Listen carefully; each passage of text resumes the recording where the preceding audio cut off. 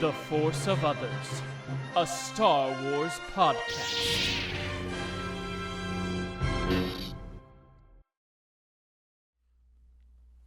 Hello there, and welcome to The Force of Others. I'm Matt Beutner. I'm Zachary Owen Turner. And we, if you can see us, you can see that we are matching in orange today. Orange and blue, really. Orange and blue, baby. Wasn't a plan in any way. I would love to tell you that tied into episode 26 and somehow, but I don't know if colors coordinate to numbers unless there's some color theory. Well, this is going nowhere. The point is, we're back for another Star Wars episode. Lots of random news. We're diving back into kind of the rumor mill and as well as some actual news about movies that I'm very happy to see are actually going to happen after I thought they were dead and buried. Yeah. But in the meantime, we had some weeks. Yeah. Apparently, I guess. I don't know. Zach, how was your week? And did Star Wars find you this week? Yeah, Star Wars, it was a good week. Just a lot of working. But we were out and about yesterday, and we're trying to go to this bookstore that has moved, but right next to it, we found this really cool thing called the Museum of Nostalgia. And you walk in, and half of it is set up like an old 1970s, 80s bedroom with all of the action figures and the couch with the plastic on it and everything, and it's really, really great. Really cool stuff. But the other half is a store. So we got quite the haul. Some things Nice. that I got. Another one of those record and watch along, but this one is called Star Wars Planet of the Hoojibs. The Hoojibs! The Hoojibs, which I did not know about, so that will Yeah. be a fun read. That We is a deep, deep cut. Yeah. We also got How the Ewoks Saved the Trees. And then I got the Return of the Jedi official collector's edition, which Nice. has like articles and stuff like that, and a book on the making of Episode 1. Ooh. And then, big thing too, I got a 1998 Mara Jade. Ooh, Yeah. nice. And then announcing the other thing, we have figured out the prize for our giveaway to you, dear listeners. We have. More information to come next week. But I found a 1977 original action figure of Chewbacca. So Chewbacca.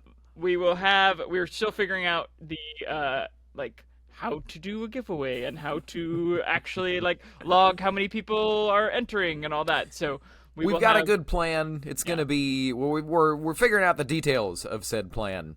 We don't want it to have a giant hole in it where it could explode like the Death Star. But it's going to be fun. It's going to be a little bit of a game, and we're going to encourage we're going to gamify the podcast a little bit, but more on that soon. Yeah.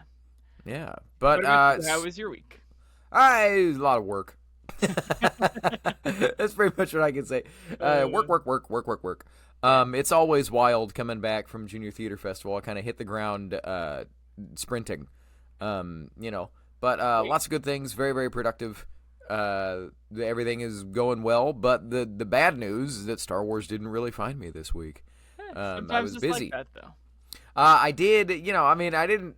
Jenny and I had some time this weekend, and so I watched a movie that I wanted to see that I had not seen yet. And because it's 2025, you can stream things that just came out. So, against my better judgment, I watched the new Nosferatu. Oh, cool. And it really freaked me out, and then kind of depressed me a little bit. Oh. So not really a happy start to the podcast, but I was like, oh, that was quite a sad film. Oh. But it was funny because we double featured it with that and the Mel Brooks vampire comedy, Dracula Dead and Loving It. And which is not great, but it's funny a couple times. And it was really funny because Jenny's not like a Dracula person at all. She was watching it going, wait, this is the same story? And I was like, yeah, it's all the same. It's all the original Dracula novel. And she was like, huh, that's weird.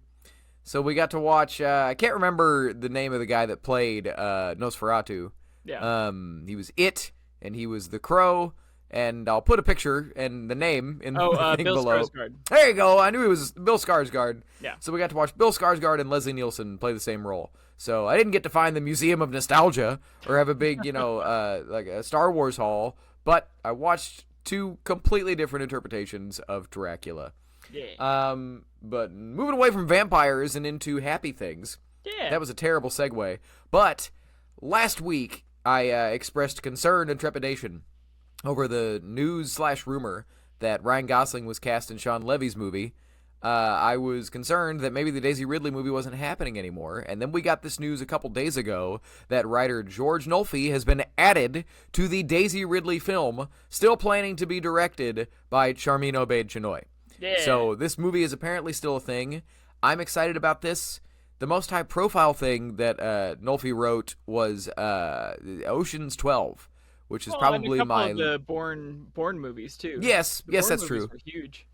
That's true. And I think he also wrote the Adjustment Bureau. He did, and he directed that too. Well, okay. Yeah. So everything that we've heard about the Charmin Obaid-Chinoy Rey film was that it was going to be about people in the galaxy evaluating whether or not they want the Jedi to come back. And so if you have a guy who basically the Bourne movies and the Adjustment Bureau are about people kind of fighting back against institutions that decide your destiny for you. Yeah. I think that this adds up, and that could be interesting. But yeah, Zach, do you have any thoughts on this story? No, I mean I like all of those movies, so that is exciting. It does seem like he does like high thriller, heisty movies, so I don't know how that and Star Wars really mix. But the Adjustment Bureau also has this like beautiful like love story and like gets a little philosophical. So I'm excited. He is at least a writer that has done stuff that I like and that I trust. So I think it's positive. Yeah. Well, I set it up earlier because the biggest thing that I knew him for was Ocean's 12, which is my least favorite of the Ocean's movies. Sorry, if you were about to say you loved it, I was about to be like, oh no, I'm so sorry. Well, 11 is great, and 12 is fun, The biggest thing is that I don't remember anything about it. Yeah. So that's the one where they're in Italy. Yes. I'm pretty sure I watched it over COVID. If I was like, I've never seen this, let's watch it. What else do I have to do? Yeah. And it ended, and I was like, well, all right, let's watch the next one, I guess. But I don't really remember.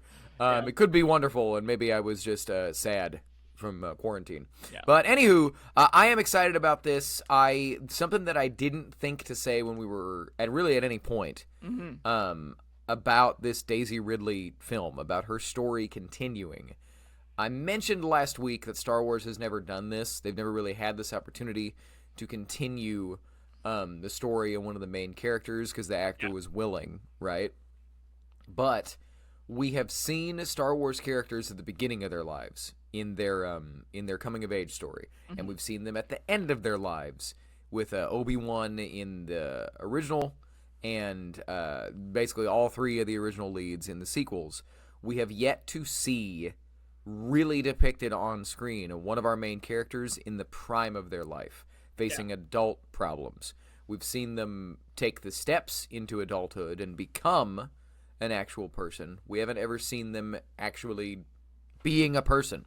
Yeah. We've seen the happily ever after, but not the whatever after actually is. So, and I'm excited that this movie might actually take place, and I hope that Daisy Ridley is not in both movies, the Sean Levy one and the Charmin Obaid-Chinoy one, as was rumored. I would love for her to have her own thing. Yeah. But we'll see. Yeah. At least it's positive news on it. Yes. Yes. Right. Yeah. But all right. Well, continuing on the news cycle, a little clickbaity, but there was an interview with Charles Soule, Mark Guggenheim, and Alex Segura about the future of comics and Star Wars comics. And the big news that hit all of the internet was Kylo Ren is hunting down Order 66 survivors. And then it became Survivor. and then it became, hey, actually, it's just a small part of one of the books. But when this news hit, and it was like, Kylo Ren is hunting down Order 66 survivors, Matt was like, oh my gosh, I'm excited. And I was like, no. So, well, and go ahead. good. No, good. Well, I was going to say, the internet ran with this. The interview was by Star Wars Explained, and it's a great interview. I'll put it in the show notes below. Highly recommend it. I am excited about the upcoming Star Wars comics. But, yeah, it was something that kind of got taken out of context by the internet, as the internet does. Yeah. And Charles Soule started to kind of, not necessarily fire back, but clarify on Twitter. And I've got one that I'll put below, but he said this is not accurate. This is not the plot of the series. It's one survivor who plays a very specific and small role. Yeah. But in general, just to the concept of an Order 66 survivor existing into the era of the sequel trilogy. Because if you don't know what we're talking about the Kylo Ren book, Legacy of Vader, which is going to be covering Kylo Ren between episodes 8 and 9. It picks up immediately after the end of The Last Jedi, which is the same thing Charles Soule did with his Darth Vader run, which picks up immediately at the end of Revenge of the Sith. I've talked about it to death, how much I love that comic, and I love that he's getting to give Kylo Ren the same treatment. Yeah. But the concept of Order 66 survivors being around, or even just one being around at this time, I am fascinated by, I'm excited by that. Zach, why do you think it sucks? I just, at that point, it's what, 45, 50 years past Order 66? Yeah. And, like, I know that Yoda was 900 years old, and I know that, but it's just like, I don't know, like, that's such a Vader thing that I'm like, okay, cool, like, why... Sorry, weird lights above me. Oh, okay, sorry. There was a sound outside my apartment at the exact same time, so sorry about that. No, it's just like, it's such a Vader thing, and I don't know, something about it, I'm just like, haven't we seen it?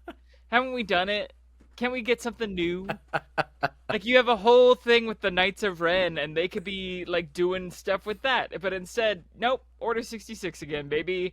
We're gonna go back and find another survivor, and he's gonna hunt down the old librarian from the frickin' thing that died and then came back and then died. You know, like, I don't know. I'm just tired of it. Like, give me something new. Give me something not Order 66 in 50 years after, you know? But. Well, and I'm sure there's a lot of people that agree with you, and that's why the internet ran with it. Yeah. I mean, my biggest thing, Charles Soule does so many things in his comics and in his Star Wars storytelling that on paper you're like, that is a crazy idea. That could never work. And then you read it and you're like, that's some of the dopest Star Wars I've read in so, like, he never does it. You think about Darth Momin, right? That, like, if you were to hear the sentence that Darth Vader's castle was designed by a thousands-year-old dead Sith Lord, that was working with Vader, you would go, that's dumb, that breaks Star Wars, that, like, the whole point is that the Sith can't live on after death.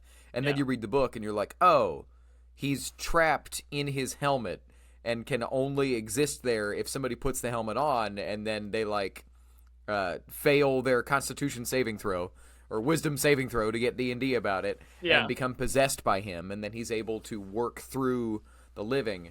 And so it's this really fantastic story about him trying to live on. Vader gets to kill multiple people when Momin pisses him off. Yeah. He just kills them and then puts the helmet on somebody else and is like, try again. So I thought, I was like, cool, Charles Soule is going to do something really unexpected. He's going to create a new Jedi in a really, really cool way. The argument that I can hear against it that I do think is valid is when Yoda told Luke that when he was dead, Luke was going to be the last Jedi. Yeah. Man, Is that different now? Like, No, there's the Order 66 survivor. There's Ahsoka. There's well, I mean, there's Ahsoka, there's Ezra, now there's Sabine, there's like it just there's potentially Cal Kestis. yeah. And I'm sure I'm forgetting more. There was a whole Jedi Path underground railroad that has so many more Jedi out in the galaxy that we even know about yet. That boy is the last hope that we have. No, there is another. And There another. are. And another. another. And another. It was like, point made, shut up. No. Anyway, so I could hear that argument, but I like that Charles Soule is going to take big swings. Yeah. To me, it is a big swing. I understand the argument that we've seen this to death, and it's not really going to go away. But when you think about that there are 10,000 Jedi at the time of the prequels, if we see 100 Order 66 survivors, they were still 99% effective. Yeah. You know what I mean? So to a certain point, I can feel either way about it. But either way, he did say in the interview that there is a specific reason that Kylo is hunting down a specific Jedi. I think it's basically just that, like, Luke, that everything that happened with Luke and that Kylo thought he was going to get to kill him and then he didn't, that he's like, I'm going to find somebody else and kill him. Yeah. So I like it. And one of my favorite parts of the interview, just to, I guess promote somebody else's Star Wars content, is that while this is very much in line with the Vader book that Charles wrote, he gets very, very specific about how Kylo Ren is different than Vader. Yeah. Vader is internal. He says one-liners. Kylo Ren he doesn't say these words, but Kylo Ren throws temper tantrums. His emotions are on his sleeve. Yeah. But it's just the book gets into how different Kylo is than Darth Vader. But okay, Zach's got some other. Yeah. Speaking of the Kylo Ren book, some more news that came out about it. Speaking of other controversial Star Wars comic news, this also kind of took the internet by storm. But in I believe it's Darth Vader Legacy. It's the same book. It's the Kylo Ren book. Oh, it is the same Kylo Ren book. Well, we have gotten a still, which we'll put down below if you're watching. And it is Darth Vader killing Watto. And this has the internet by storm because half of the internet's like, yeah, Vader killing Watto, that's awesome, he was his slave owner, woohoo! And then the other half is like, Vader wouldn't give two craps about Watto anymore. He's doing bigger, better things. But what are your thoughts, Matt? Do you like that Vader has killed Watto? I mean, I think it makes sense when you look back to like Chut Watto. Yeah. In episode 2. It's not a happy conversation. It's not like they're friends. This was Anakin's slave owner and stuff. Yeah. And it makes sense to me. Yeah, he's got bigger and better things to do. But this is also the same character that in the first run of comics under the Disney buyout kind of went out his way to slaughter some sand people. Yeah. Stopped off on Tatooine and is like, you know what? Cool. And just goes and wipes out just like a tribe. Yeah. So it makes sense to me. I would think it was weird if you find out that Vader went on a quest to hunt down Watto. I think what it is Kylo Ren just retracing Vader's steps. And it bears mentioning that we've only seen a panel or two. Yes.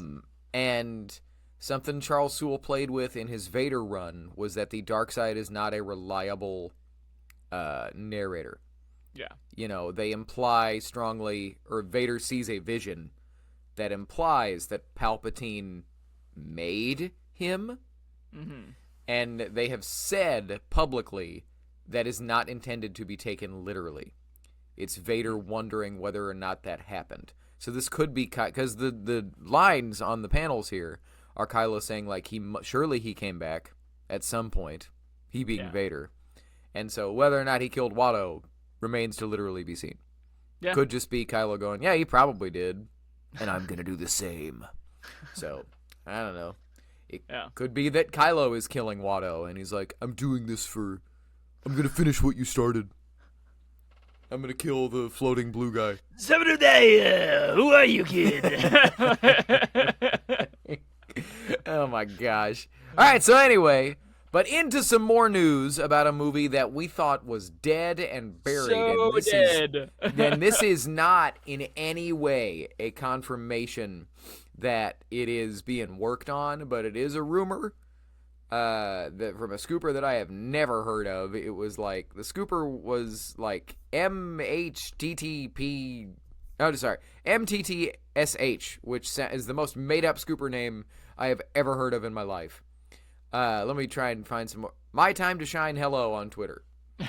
And you have to subscribe to their Twitter to see this. So hiding scoops behind paywalls is a whole new level of news outlet that the legitimacy, who knows? But the story that I'm talking about is that supposedly Chris Pine is in talks to join Patty Jenkins' Rogue Squadron movie. Yeah. And I fist pumped and jumped around the apartment before I evaluated whether or not it was real. Because I am a pilot fanboy, and I want this movie to exist, and I've been pounding the table for this movie to exist ever since I first heard that it was going to exist. Because it sounds perfect, but that was 5 years ago, and I would love for it to take place. Zach, what are your thoughts on Captain Kirk leaving Star Trek in his dust and coming over to be a captain in Star Wars? Yeah, I mean, I feel like he fits the world, you know. I feel like he has a very sensible, you know, we talked about it with Ryan Gosling last week, where he has that ability to do serious and funny, and you kind of need both of those in Star Wars. And he's worked with Patty Jenkins before, which might be where the rumor comes from. If it is just a rumor of like, oh yeah, he was in Wonder Woman and she directed that, and there you go. Let's make this story happen. Yeah. So all of that with a grain of salt for sure. But if it does, you know, I'm pretty gung ho. That sounds cool.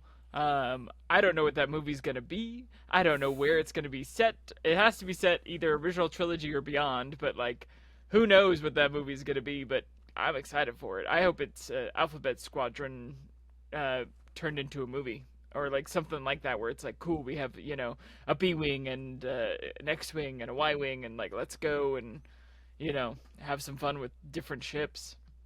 That would be cool. Snow speeder that has been modded for space. No. Well, and you know, yeah, who knows? But the original key art that they put out for it was Rogue Squadron with the silhouette of a sequel trilogy era X-wing behind it. And it was Patty Jenkins talking about how she had they have a story now where she can tell the story of her father who was a fighter pilot. Yeah. That she's been wanting to do that, or she wanted to pay homage to him. She's been wanting to do that for years. So I don't know. I you know, I've had my chaos theory that I think it was going to be very, very similar to what Top Gun Maverick ended up being. Yeah. And then when that movie came out, they were like, well, poop. Because this is very much what we were going to do, and they did it first. Crap. Yeah. But yeah, to also comment on the potential rumorness of it all, if I was to create a leak that was made up, it's not a stretch to say that the guy that played a pilot in not one but two Patty Jenkins movies is gonna potentially play a pilot in the next Patty Jenkins movie about pilots. Like, it's not a stretch of the imagination at all. Yeah. But he is so good, I would be gung ho for this. Yeah. I've always thought that he would fit Star Wars very, very well. Yeah, it's because I saw him as Captain Kirk like 16 years ago, but that was Captain Kirk in basically a Star Wars-ified Star Trek movie. Yeah. But okay.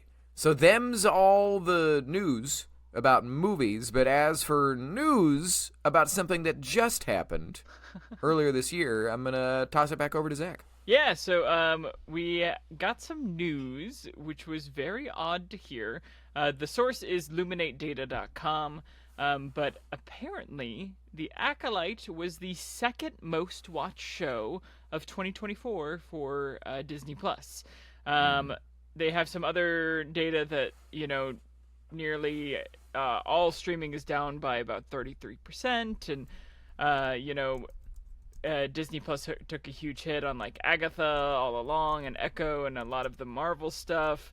But it said that Percy Jackson and the Olympians was the top dog on Disney Plus last year with 3 billion minutes viewed, and the Acolyte came in second place with 2.7 billion views. So they said that they was canceled because of numbers, but if that's the numbers, then that might be some BS. Matt, what are your thoughts? Well, so simply put is this, I have to put this asterisk out here every time we talk about viewership numbers when it comes to streaming, because the data just doesn't work the way that it used to with TV. Now it's all skewed because Disney has all of the data. They don't really release all of it. What we have from Luminate and Forbes and Deadline is guesstimates. Like, they can do some metrics, but they don't have all of the data. What I do know is this. It is the most expensive Star Wars streaming show by far. Yeah. So for it to not have been the number one is already bad against the show. The other thing was but hear me out. Disney marketed this very well. It features Force users and Sith, and according to the data that we have, it got fewer than half the minutes viewed of the Book of Boba Fett, and Book of Boba Fett had 7 episodes. And this had 8. Okay. So I liked The Acolyte. I did. I don't think it was the dumpster fire people thought it was. But especially in an era where they are pulling back on the streaming shows that they're making, for it to be as expensive as it was, and do second best supposedly in minutes viewed to Percy Jackson. Percy Jackson cost a fraction of what this show cost. It did. Yeah. And when you have things that use the volume and that don't have an ensemble cast, because ensemble casts are expensive, those are going to be the things they're going to get to come back, because they don't cost very much. I have lots of frustrations with all of the conversation around the Acolyte, and there will be a lot of people that'll say that, like, this proves that people liked it and that it should come back. And it's like, people did like it, but not to the degree to warrant it coming back. Yeah. You know what I mean? And part of it is we're dealing with outdated ways of looking at TV shows, where back in the day, everybody was watching the same shows at 9 o'clock on every Tuesday night. Everybody's watching, I don't know, going back to when I was a kid, everybody's watching Home Improvement and Tim Allen every Tuesday at whatever time. Right? Or even up into when, I was a little bit out of high school, and in high school, everybody was watching The Office. Yeah. Or on How I every Met Your Tuesday. Mother, or How I Met Your Mother. That is gone. That is dead and buried, and it's not going to come back until the companies wise up that we're not going to be $7.99 to death on all our different streaming services, right? Yeah. So, but it's just, when I saw that, it was like, oh, it got less, again, according to the numbers that we have, it got less than half the minutes viewed of what everybody says is the worst streaming Star Wars show, and it cost so much more than that show to make. I'm sorry, everybody. I don't think Acolyte's ever coming back. Because the business metrics do not justify it returning. So sorry, everybody, to be the bearer of bad news, but but that's where I'm at if with it got more views than Skeleton Crew. But I don't think Skeleton Crew's coming back either for the same reasons. Yeah. You know what I mean? Like, we haven't heard anything about it. Yeah. And the difference in conversation was, even as Acolyte was like halfway through premiering, the conversation from all of the creatives on the show became, we really hope we get to come back. We really hope we get to keep going. Skeleton Crew has gone, yeah, we got more stories. We'd come back if they wanted to, but, whatever. Yeah. It was not like, you know what I mean? It's different. Yeah. So I think with Skeleton Crew, like, we might see, if they get around to making a Rogue Squadron movie, Wim will be an extra. Yeah. Or he'll be a cameo or something. Or there were the rumors that some of those characters will show up in Filoni's thing. Yeah. If that happens. Well, because that's the other thing worth talking about, that there was a rumor that came out that whether or not that New Republic movie takes place, is dependent upon the box office success of The Mandalorian and Grogu. Yeah. So I think that story's going to happen one way or another, because they're going to need to put a end point on this whole Mandalorian era. Mm-hmm. So that's going to happen, whether or not it's a TV show or a made-for-Disney Plus movie or a theatrical release. That'll take place. As for Acolyte Season 2 or Skeleton Crew Season 2, I honestly, I don't think it's going to happen. Yeah. Now, renew the Acolyte, but I don't think it's going to happen. So, anyway, that's all the news. Yeah. But as for a special thing that has been coming for a while, this podcast is called The Force of Others. We haven't gotten to do interviews in a bit because we've been all about the Skeleton Crew. But we have a special interview for today. It is the first time we're going to interview one of us. Yeah. Zach is stepping into the interview chair today. You've heard a lot about how we feel about Star Wars, the both of us, but now we're going to get specific. Yeah. I think I'm going to do it next week, but I don't know. We hadn't really talked about that. Yeah. So, we'll see. But yeah, you've seen our interview template a bunch, and you're going to see it again, but now it's going to be about one of us. So, Zach, without further ado, where were you when you first saw Star Wars, or what is your first Star Wars memory? Yeah, so I don't remember first seeing Star Wars. Like, it's always been a part of my life.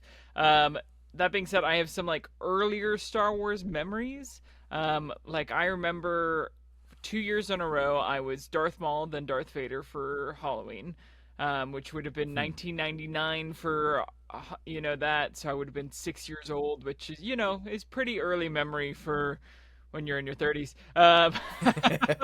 But I do remember I was lucky enough to see every Star Wars in theaters because of the re-releases, and we had this old theater where I grew up that would just like put on old movies, and my mom and my grandma would take me to those movies.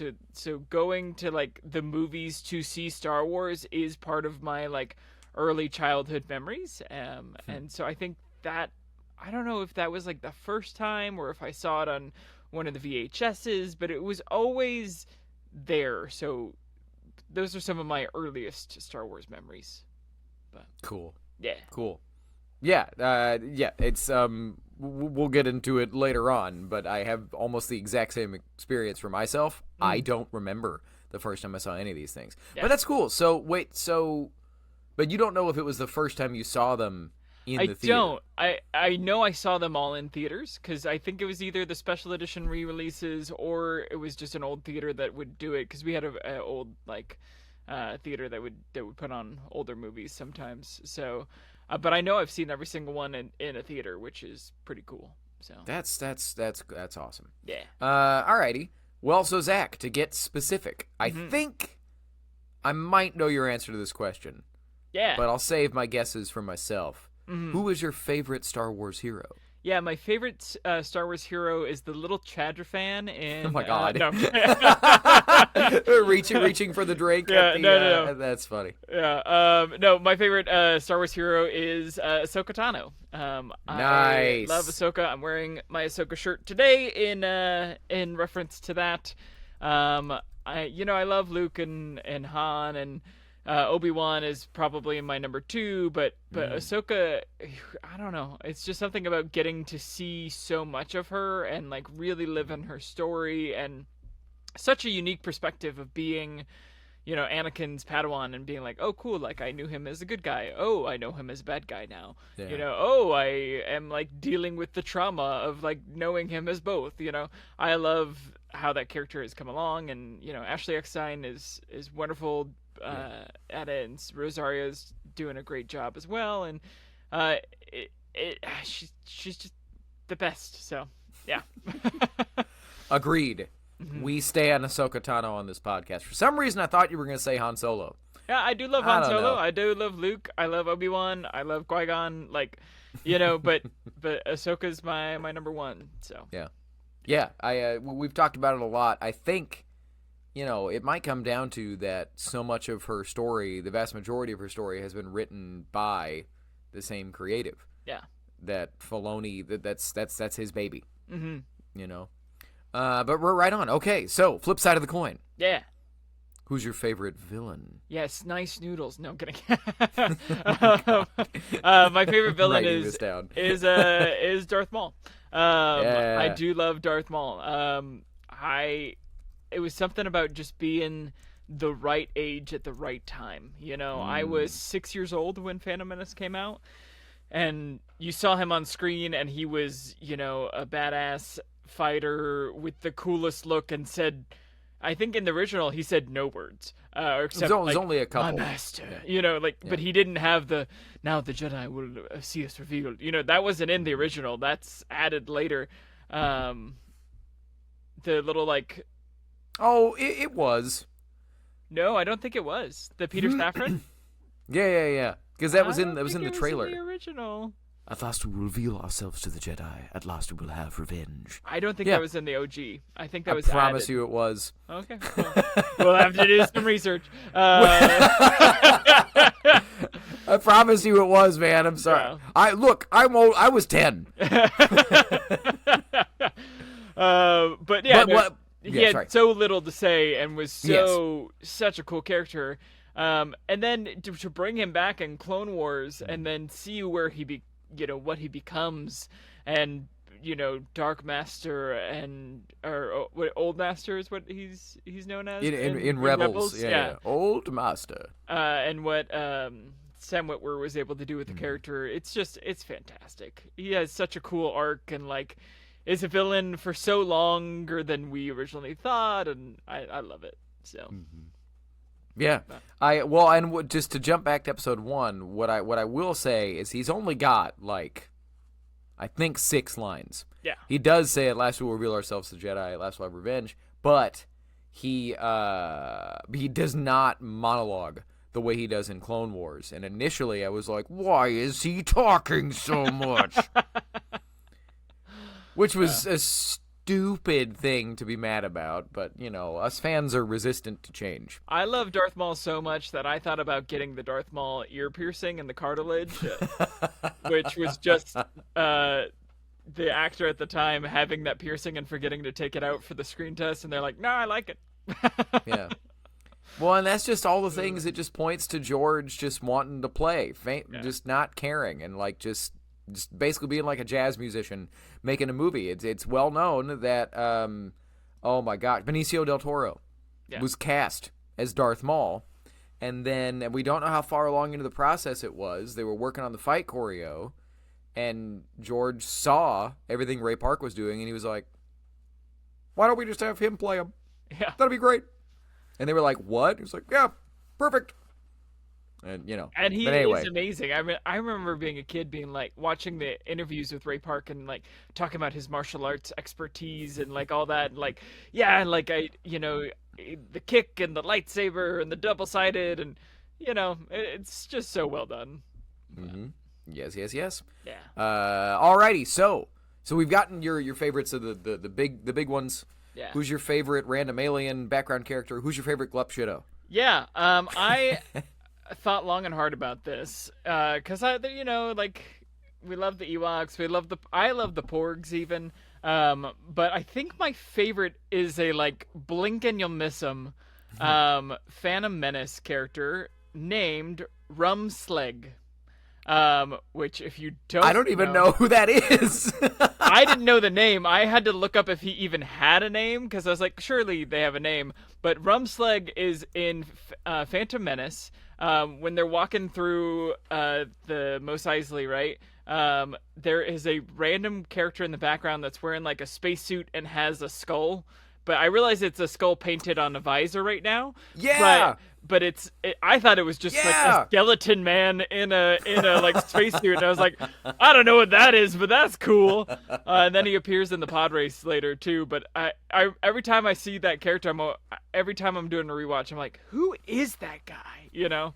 Rumsleg, notorious bounty hunter, apparently. That's one of the most fun things about this universe is that it's so much of it is just get the old space helmet we had Boshek have in the original and paint a skeleton on it. It'll look cool. Yeah.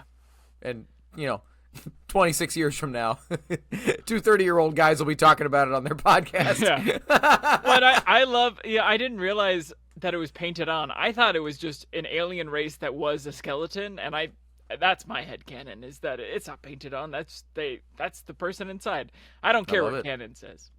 I love it. Well, yeah, and I didn't even know that Rumslag. I was sitting here going, who the hell is that? Yeah. That's awesome. I didn't know the name. I had to look it up. I was like, surely with how, prominent he is in that one scene, somebody's created a comic or something, but. Well, and it's, I want to be the guy. Well, I also don't want to be the guy that comes up with all the names of these random blink and you miss 'ems for like the action figures and stuff and the trading cards, if that's even a thing that people still do anymore. Yeah. But okay. So to get your specific relationship with the Force, Zach, what color would your lightsaber be? Yeah, it's basic, but it's blue.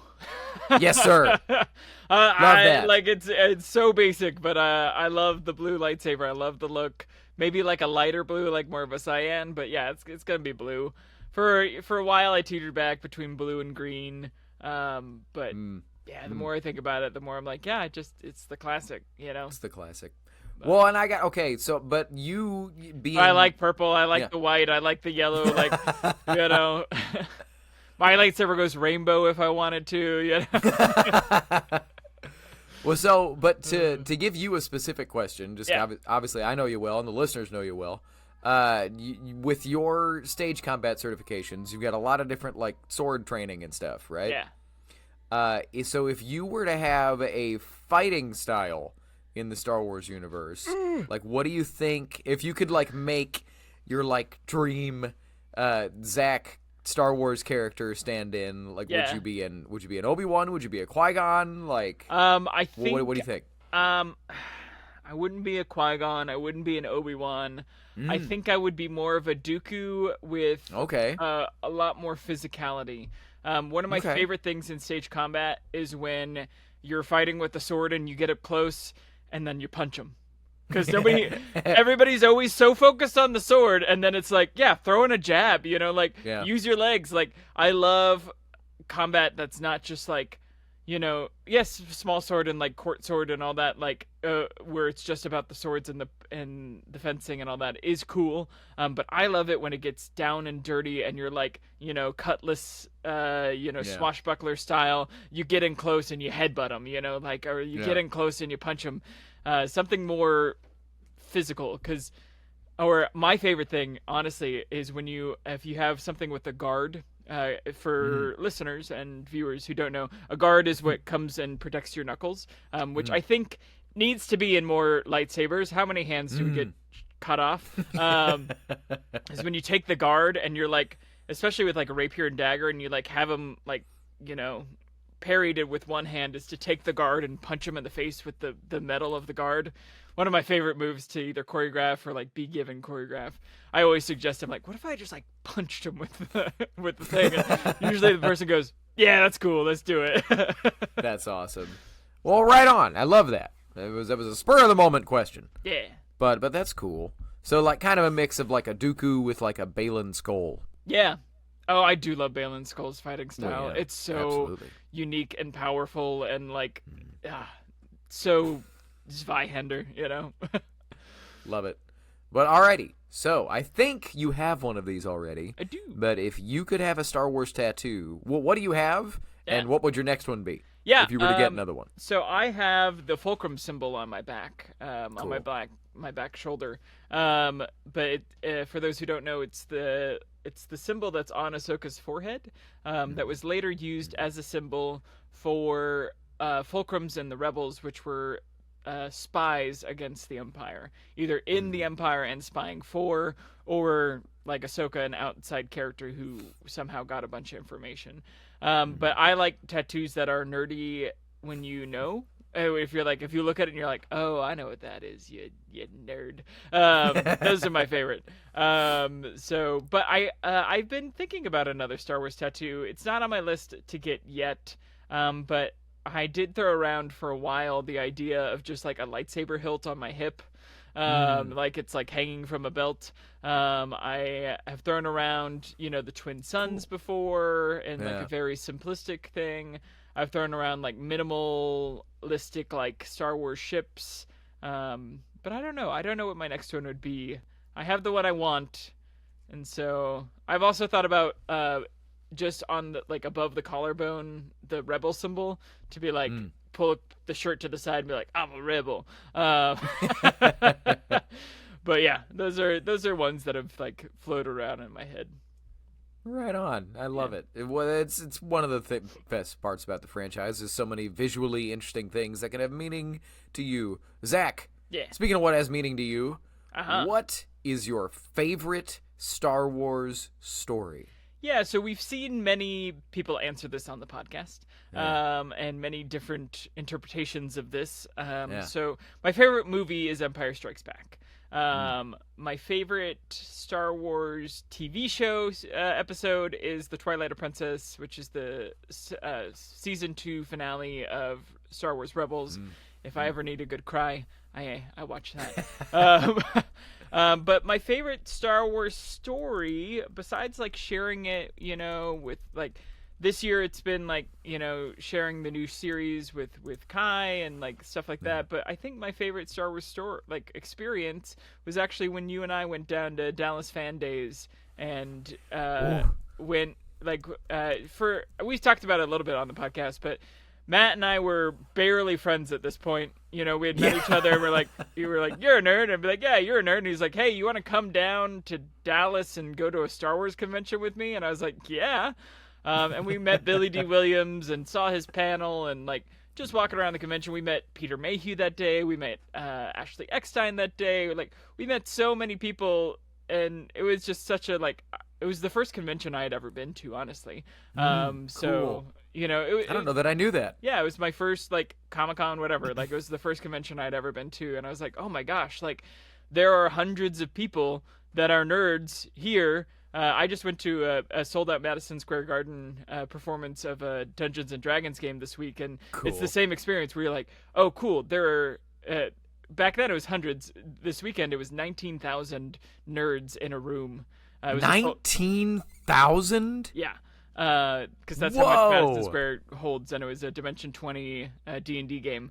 But like it's the rare experience of being like, hey, I'm in a room of hundreds or thousands of strangers that I know none of them, but we all have the same love, and that unifies us all. And I also know that because they love the thing that I love, that on some level they're a cool dude or dudette, or dudem. They're cool people. They're nerds, and they're my people. And there's something just instantly comforting about going to any convention or any experience like that, where you're like, man, these are my people. Like these are like I know that person's cosplaying a random alien from the cantina that nobody else knows except for everyone here. But there's something about that to be said about that, where you're like, man, I'm just surrounded by people who are all of the same thing that I do. That is truly special. So, yeah. Peace found in community, especially communities of nerds, and it's a lot easier now than it was like even 14 years ago when we went to Dallas Fan Days, like you're talking about. But yeah, man, that was I'm gonna put the picture below, and my lord, two different people. Woo. I don't think I had a beard yet. I don't remember. You did. You just had your shaved short hair. Checks out. All right. Well, anywho, so we've gotten this answer really many times over the course of the podcast, but just to give you the floor. This is your soapbox moment. This goofy franchise that we spend so much of our time talking about. What does Star Wars mean to you? Well, rebellions are built on it. Hope.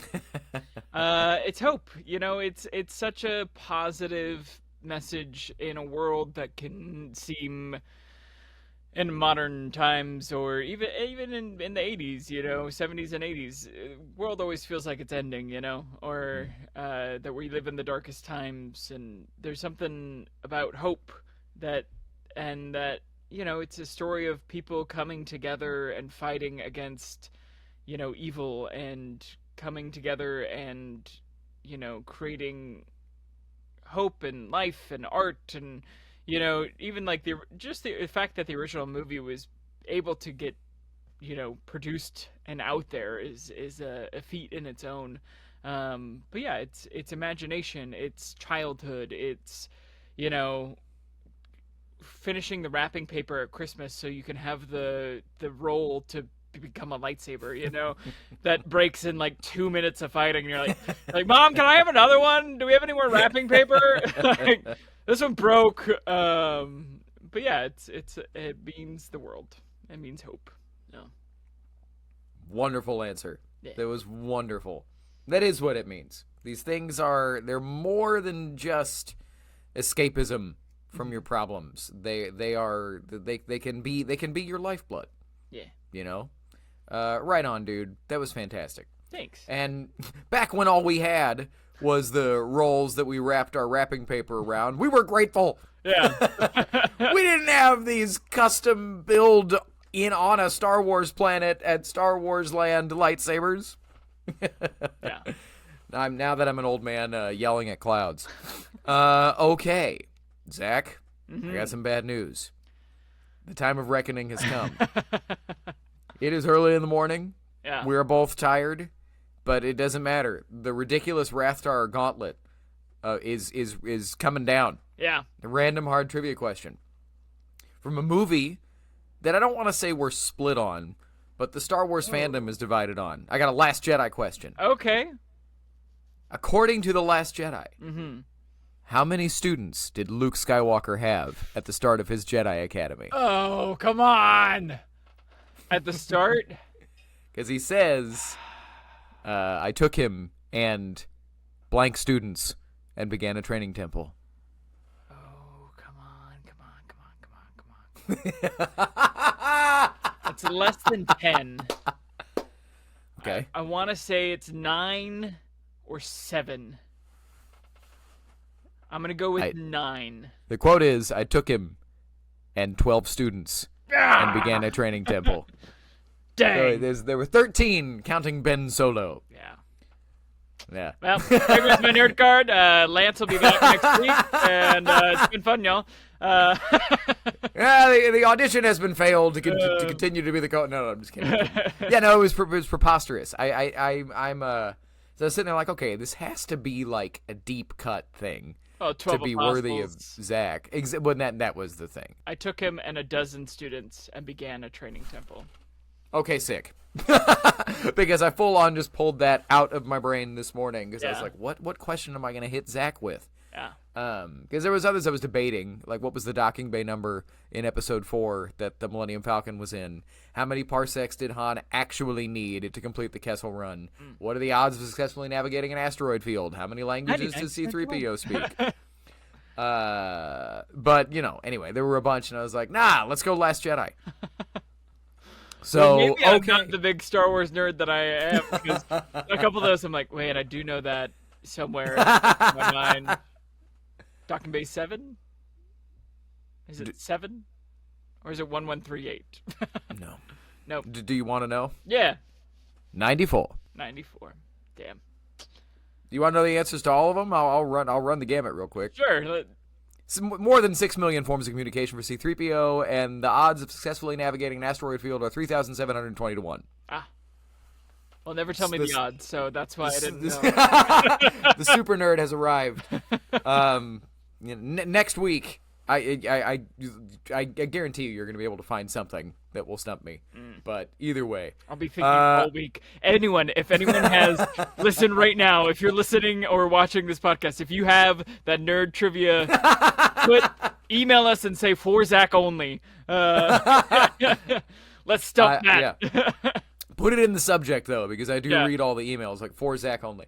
I will say, like, it'd be easy. All you have to do is pull something from a novel, and I'd be like, whoa, Or the way to get me would be if it was from a reference book. I'd be like, bro, I don't know. What was the name of the medical droid that Luke that services Luke in Empire Strikes Back. I'm pretty sure it's 21B. Oh, well, there you go. Speaking of medical droids, while I was at that museum in Nostalgia, I found Paul Hyde's little medical droid that he was talking about. Yeah. Oh, I was thinking of the one that talks to him. No, I was that's what I mentioned. Yeah. Yeah. That was well, okay. Well, the one that does the back to tank, I got no clue, and Paul said it on the show. Ooh, I think I have the answer. I think I have your trivia question, but we'll see. Is it? Well, I won't look it up now in case. Nope, I'm not gonna even ask it. Okay, cool. Well, now I'm curious. Well, either way, now that I hope it was clear. I'm not trying to be like, I know more nerd stuff than Zach. There ain't no way I'm getting out of here with my lunch money today. But eventually I would legitimately love to have some type of trivia contest or something so we can make something useful out of all this nonsense knowledge. In the Lord of the Rings, how many miles do they walk from the Shire to Mordor? Too many. I go 3 back movies worth. I go back. Yeah, 3 movies worth is the answer. I go back to like, you have my bow and my sword and my axe, and not someone going and my horses. Yeah. It'd be a shorter movie, but okay. So Zach has stepped back out of the interview chair and is back into his co-host chair. Hope you enjoyed that interview. It was very fun. I realized we were debating what we were going to do coming out of Skeleton Crew, and I was like, hey, if nothing else, let's get our interviews on tape. Yeah. We got other fun things coming. I do want to get into the character deep dives. We have done OSHA in May, but we're going to start having special guests on and going into character deep dives for other. That's true, we did. We talked about like our memories of for the character and stuff after the passing of James Earl Jones. Mr. James Earl Jones. Yeah. But we're going to do more character deep dives from spoilers. If you have been on the show and mentioned that who your favorite character is or your favorite villain, you probably coming back on to talk about that character when the time comes. Yeah. Because we want this to be about things that people love. But, so, speaking of things that we love, we got time for a mailbag. Woo! So, Zach, take us through. I've asked all my questions. So take this one. All right, this comes from friend of the show, Brian Lawson. Matt, if you were granted one force power to use in real life, what would it be and why? I had to think about this a lot. My initial answer was the force isn't superpowers, but whatever. The individual force abilities and stuff. Because I want to sit here and tell you, that it would be force heal, and that I would be helping people. But if I'm honest with myself, force move would be really, really convenient. If I could just grab things all the time that I needed and just pick stuff up and not have to bend over, which is just going to get harder the older I get. It would make me very, very efficient at so many things that I do. I'd be the greatest magician of all time. And it would just be fun to I want that pencil. I have it now.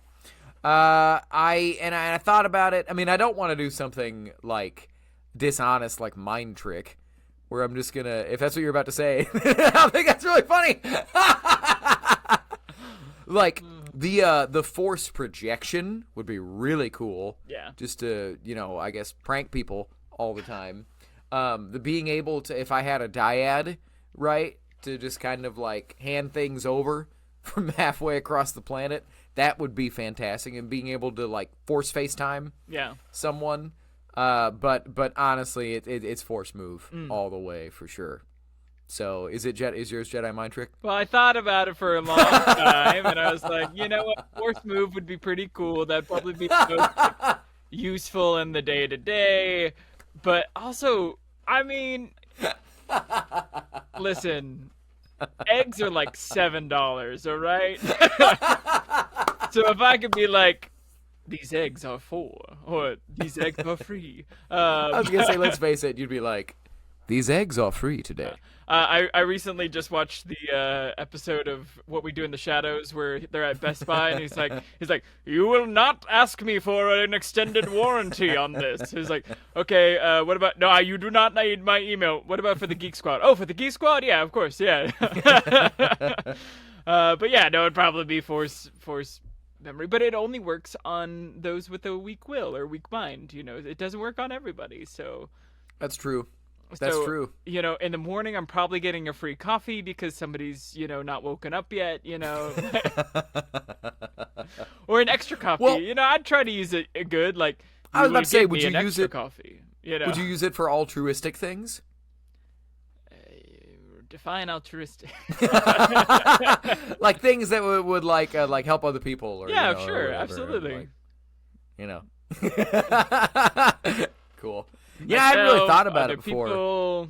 But Mind Trick is such a really a dark side coded ability. Yeah. I'm not trying to make you feel bad, but it's just it's such a thing that we always see Jedi doing. But like really, it's a pretty Sithy thing to do. Yeah. Look. But anyway, neither here nor there. How do the Jedi get paid? Like where's their money coming from? Is the taxes on Coruscant going to the Jedi Temple? I don't think so. Is it donors? I don't know. No, it's Force Mind Trick. You will make a generous donation to the temple. You will make a generous donation to the Jedi training gym. We need more barbells. All right, anyway. Well, that's what force powers we would have. And apologies, Zach, for judging you unintentionally on your choice. I mean, when it comes down to it, it's the most useful one, It would definitely be like... If there was a forced teleport, that would be it. But there's no teleport, so... Yeah. Oh, yeah, if there was a force fly, that would be what I would choose, because when everybody's like, what superpower would you have? I want to fly.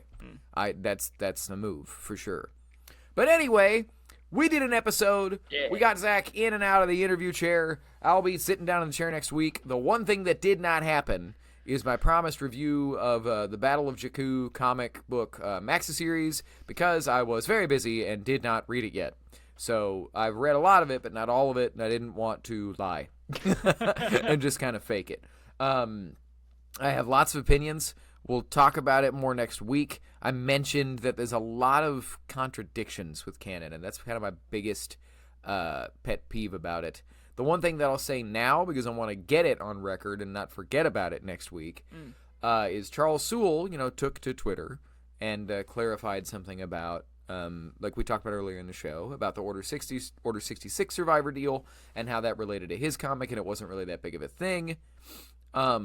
People were asking Alex Segura on Twitter about the contradictions with the Aftermath trilogy and other post-Episode 6 things, and he tweeted back, as far as I know, there are no contradictions, and we're really trying very hard to make it add up, and shortly thereafterwards, that tweet was deleted. So, I'm not really sure what all that means for the priority of continuity over there right now, and I'm not trying to dunk on Mr. Segura or anybody at Lucasfilm. Like, it is what they are doing, maintaining continuity, is impossible. Yeah. It is impossible. Contradictions are going to happen, but I'll get into more of that next week. It is just interesting that that the tweet was straight up deleted. Yeah. So, neither here nor there. We'll get into more of it next week. But until then, with this week without us talking to you or looking at you, Zach, how can the people find you? Yeah, the best way to find me is by emailing the show, forceofothersradio@gmail.com. I'm going to be taking a social media hiatus because it is too much. Well, just like, I got to be more productive, and I can't be doom scrolling all day. So for me, I will be taking a social media hiatus here in a bit. But email the show. I still will check that. And I'll be on every now and then to post different stuff for the podcast. But best way to find me is by emailing the show. Yeah, I'm in very much the same boat. I get on, I always mention you can find me on Facebook, Instagram, Twitter. Very, very rarely. When I'm on there, it's pretty much just to scroll nerd news, and if I'm talking to people about their lives, I'm talking to them in real life, and rarely on the internet anymore. So yeah, email the show, or reach out to me on those things, and I might see it. But we will have, as mentioned at the beginning of the podcast, a contest coming soon to get your hands on that 1977 vintage Chewbacca the Wookiee figure. It's nearly a 50-year-old action figure. Yeah, and it's in really great condition, honestly. Like, it is in very good condition. I was very surprised. So yeah, our boy's a little faded, but that's okay. It's Yeah. maybe that's what happens to Wookiees as they age. Their hair doesn't gray. It fades. It goes red. But either way, we will have a contest to get your hands on that. In the meantime, just check out all the stuff. Hit that notification bell, like this podcast, hit subscribe, do all the things. Let your nerd friends know that we are here, and we're here for you.